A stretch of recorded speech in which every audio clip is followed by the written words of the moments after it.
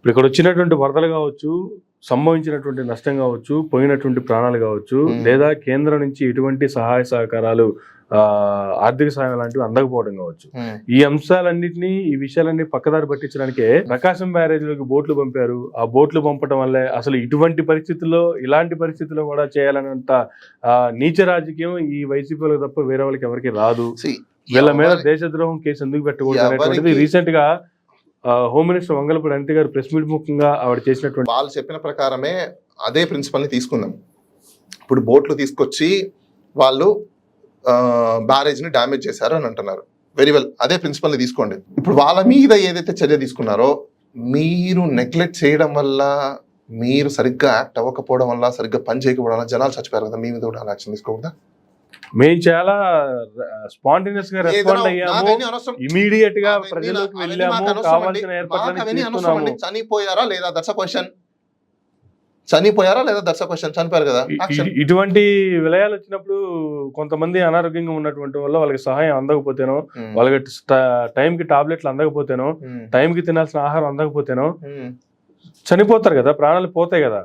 అవునా, ఓకే. కానీ వాళ్ళందరికి అందియాల్సినటువంటి బాధ్యత నాది ఒక క్వశ్చన్ ఉందండి. ప్రభుత్వం కదా. ఇప్పుడు బోట్ల వాళ్ళకి అక్కడెక్కడో మన దుర్గమ్మ టెంపుల్ ఆపోజిట్ లో లంక దగ్గరికి వెళ్ళే దగ్గర కట్టేసి ఉంటారు, లేకపోతే ఇంకో చోట కట్టేసి ఉంటారు. వీళ్ళకి ముందే తెలుసా ఏంటి వరద వస్తుంది, కరెక్ట్ గా 69వ గేట్ దగ్గర నుంచి మనం ఇక్కడ బోట్లు పంపించాలి, అక్కడ ఠాక్ మనకి డ్యామేజ్ అయింది అంటే ఇవన్నీ ఊహించుకొని ఉన్నారా ఏంటి? అంటే వీళ్ళకి ముందే తెలుసా వరద వస్తుందని? వైసీపీ వాళ్ళకి, వైసీపీ కార్యకర్తలకి, లేకపోతే ఆ బోట్ల ఓనర్ కి ముందే వరద వస్తుందని తెలుసా? నా క్వశ్చన్. ఓకే, తెలీదు అనుకుందాం. అక్కడ కట్టేస్తున్నారు, అది ఊడిపోయి ఇక్కడికి వచ్చేసారు, నెగ్లిజెన్సీ అనుకుందాం. వీళ్ళకి అప్లై అయ్యే నెగ్లిజెన్సీ వాళ్ళకి ఎందుకు అప్లై అవుతుంది? అదేనా మీకు ఒక ఫ్లో? కామన్ సెన్స్ అండి.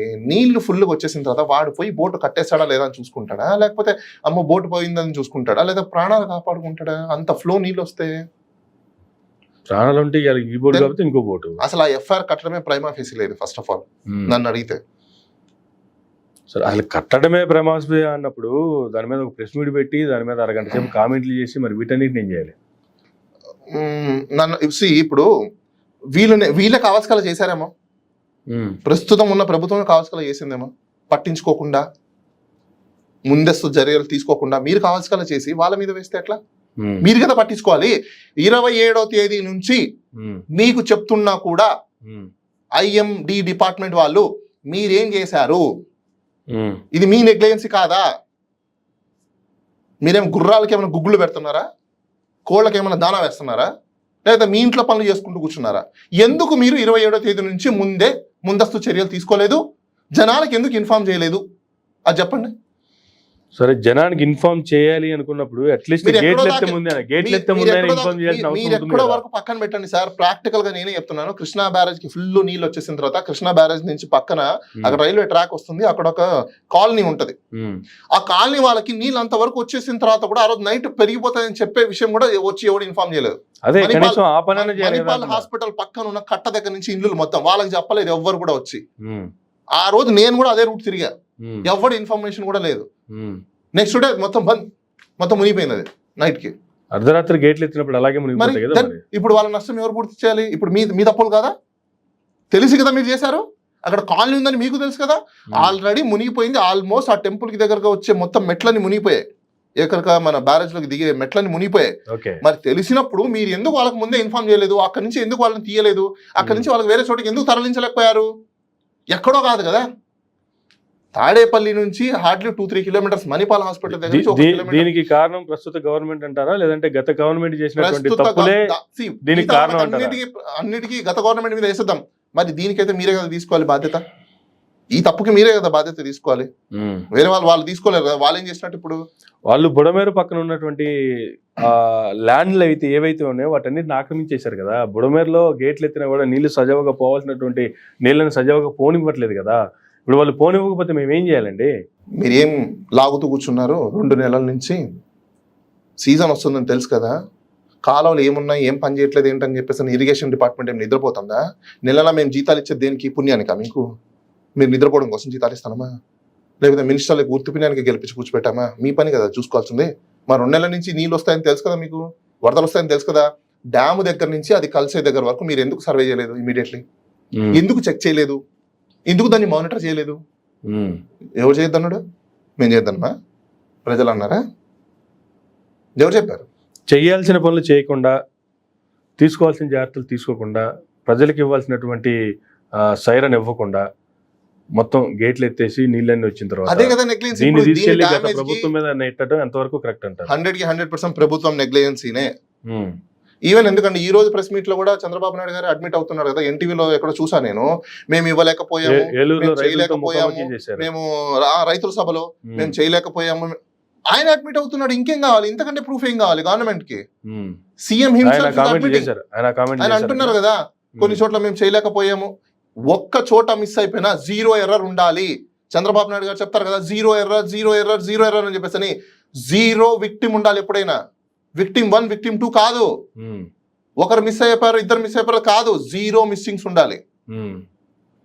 ఒక్కరికి కూడా ఫుడ్ డెలివరీ చేయకోకుండా ఉండకూడదు, 0. అప్పుడే మీరు 100% చేసినట్టు. అంటే మీకు ఎర్రర్స్ ఇచ్చారనా? మేము కొంచెమే చేసాం, మేము కొంచెం చేయలేదు. మరి మీ ఎక్స్పీరియన్స్ ఎందుకంటే నాకు అర్థం కాదు. నెత్తి మీద వేసి కొట్టుకోవడానికా? నెత్తి మీద వేసి కొట్టుకోవడానికా మీ ఎక్స్పీరియన్స్ ఎంప్లాయీని ఎందుకు తీసుకుంటాం మనము? సక్రమంగా పనిచేస్తారని చెప్పేసి. వరదలు, సహాయక చర్యలు, దీంట్లో లాభ నష్టాలు ఎంతవరకు పనిచేశారు, ఎంతవరకు పనిచేయలేదు కాసేపు పక్కన పెడితే, చంద్రబాబు నాయుడు గారు స్కిల్ స్కామ్ కేసులో అరెస్ట్ అయ్యి 1 year అయింది. 1 year అయిన సందర్భంగా ఆ కేసులో ఉన్నటువంటి ఇప్పటి వరకు పక్క దేశాల్లో ఉన్నటువంటి వ్యక్తి మరలా రాష్ట్రానికి రావడం జరిగింది. రాష్ట్రానికి వచ్చి మళ్ళీ అతని పోస్టింగ్ కూడా అతనికి ఇవ్వడం జరిగింది. అతనికి పోస్టింగ్ ఇచ్చినటువంటి జీవో ఏదైతే ఉందో, ఆర్డర్ కాపీ ఏదైతే ఉందో, దాంట్లో ఇంకెప్పుడు ఇటువంటి చర్యలు చెయ్యొద్దు, జాగ్రత్తగా పనిచేసుకో. ఆ జీవో ఇస్తే నేను ఛాలెంజ్ చేస్తాను కోర్టులో. అంటే మిగతా సేమ్ టు సేమ్ అందరికి అప్లై అవ్వాలి కదా. పాపం చాలా మంది ఎంప్లాయీస్ ఉన్నారు, అట్లనే సస్పెండ్, అందరికి అట్లనే అడ్వానిష్ చేసి వచ్చిన తర్వాత ఉద్యోగం ఇచ్చారా, అతనికి జీవో ఇచ్చారా, లేదంటే మందలించి మళ్ళా డ్యూటీలో పెట్టుకున్నారా, ఇదంతా సెకండరీ. ప్రస్తుతం అతను లుక్అవుట్ నోటీస్ లో ఉన్నాడు కదా, కనిపిస్తే అరెస్ట్ చేయాల్సిన పరిస్థితిలోనే ఉన్నాడు కదా. ఇప్పుడు మన ప్రభుత్వం వచ్చింది కాబట్టి మనకి ఏమీ సంబంధం లేకుండా తీసుకొచ్చి అతని మీద ఉన్నటువంటి సస్పెన్షన్ ఏదైతే ఉందో దాన్ని ఎత్తేసి అతనికి మళ్ళీ డ్యూటీ ఇవ్వడం అనేది ఎలా చూడాలి అసలు? దీన్ని లాభపరంగా ఎలా చూడాలంటే, లా ప్రకారంగా చూసుకోవాలంటే purely high handed actions, it is colourable exercise. Is purely colourable exercise. Breach of oath అంటారు దీన్ని. వీళ్ళు ప్రమాణ స్వీకారం చేసేటప్పుడు బ్రీచ్ ఆఫ్ ఓత్ అని తీసుకుంటారు, ఓత్ తీసుకుంటారు. ఆ ఓత్ ని వీళ్ళు వైలేషన్ చేసినట్లే. ఇమీడియట్లీ ఎవరైతే కన్సర్న్ డిపార్ట్మెంట్ మినిస్టర్ ఉంటారో, సెక్రటరీ లేకపోతే ప్రిన్సిపల్ సెక్రటరీ ఉంటారో వాళ్ళందరి మీద యాక్షన్ తీసుకోవచ్చు. రీజనింగ్ చూపించాలి. వితౌట్ రీజనింగ్ చూపించకుండా ఇష్టానుసారం మీరు మీ నచ్చిన వాళ్ళకి ఇల్విల్ మీద తీసుకోకూడదు. మీరు మీ ఫేవరిజం ఉందని చెప్పేసి మీరు తీసుకోకూడదు. అక్కడ అయిపోయింది బ్రీచ్ ఆఫ్ ఓత్. అది వాళ్ళ మీద గవర్నర్ కి కంప్లైంట్ చేయొచ్చు, స్పీకర్ కి కూడా కంప్లైంట్ చేయొచ్చు. సబ్సిడీలు తీసుకొని, గవర్నమెంట్ దగ్గర నుంచి ఏదో సబ్సిడీలు తీసుకొని కాస్త కూస్తో డబ్బులు కూడబెట్టుకొని వాళ్ళని ఉన్నత చదువులు చదివించి మంచి ఉద్యోగాలు, ప్రైవేట్ ఉద్యోగాలు వచ్చిన తర్వాత వాళ్ళు మాట్లాడే మాటలు ఏంటో తెలుసా? గవర్నమెంట్కి మేము ట్యాక్స్ కడుతున్నాం, గవర్నమెంట్ ఫ్రీ బీస్ ఎందుకు ఇస్తుంది, వాళ్ళకి ఎందుకు ఉచితంగా ఇవ్వాలి, వీళ్ళకి ఎందుకు ఉచితంగా ఇవ్వాలి. అయ్యా ఫస్ట్ నువ్వు తెలుసుకోవాల్సిందంటే నువ్వు నీ యొక్క బతికే ఉచితం మీద నువ్వు ఈరోజు నిలబడ్డావు.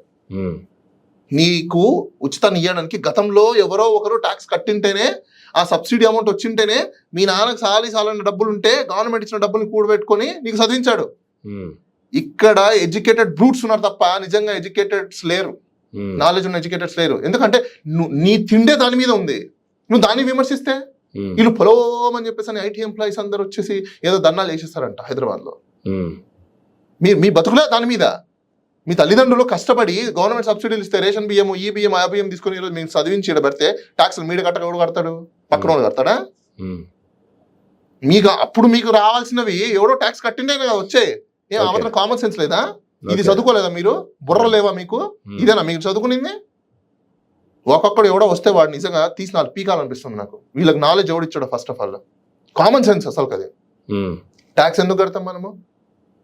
ఎవరైతే డౌన్ టు పీపుల్స్ ఉన్నారో, అప్లిఫ్ట్ చేయాల్సిన వాళ్ళు ఉన్నారో వాళ్ళకి హెల్ప్ చేయడం కోసమే, గవర్నమెంట్ రన్ చేయడం కోసమే ట్యాక్స్ మనం కడతాం. ట్యాక్స్ కట్టేటప్పుడు నీకు రైట్ ఉంది, నువ్వు రైట్ ఎట్లా ఎక్సర్సైజ్ చేయాలి?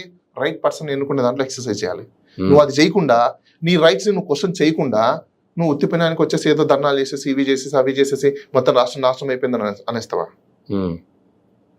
ఇలాంటి జనాలు ఉన్న రాష్ట్రాలలో ఇంకెక్కడ చైతన్యం వచ్చింది మీకు? నాకు తెలిసినంత వరకు ఫ్యూచర్ జనరేషన్ లో బ్లైండ్ ఫాలోవర్స్ ఉంటారు తప్ప ఎడ్యుకేటెడ్, నాకు తెలిసి సిపిఐ సిపిఎం పార్టీలు ఉన్న టైంలోనే బాగుండేది అనుకుంటున్నాను. 2024లో జరిగినటువంటి ఎలక్షన్స్ కి సంబంధించి రకరకాల డౌట్లు, రకరకాల అనుమానాలు, ఎవరికి నచ్చినట్టు వాళ్ళు దాంట్లో డౌట్ లేముందండి. చిన్న సింపుల్ లాజిక్ అండి. పోలైన ఓట్లు రిజల్ట్స్ ఓట్లు రెండు సేమ్ ఉండాలి. పోలైన ఓట్ల కంటే రిజల్ట్స్ వచ్చిన ఓట్ల నెంబర్లు ఎలా పెరుగుతాయి? అయిపోయింది అక్కడ బిస్కెట్. ఇంకా అంతకుమించి ఏముంది అక్కడ?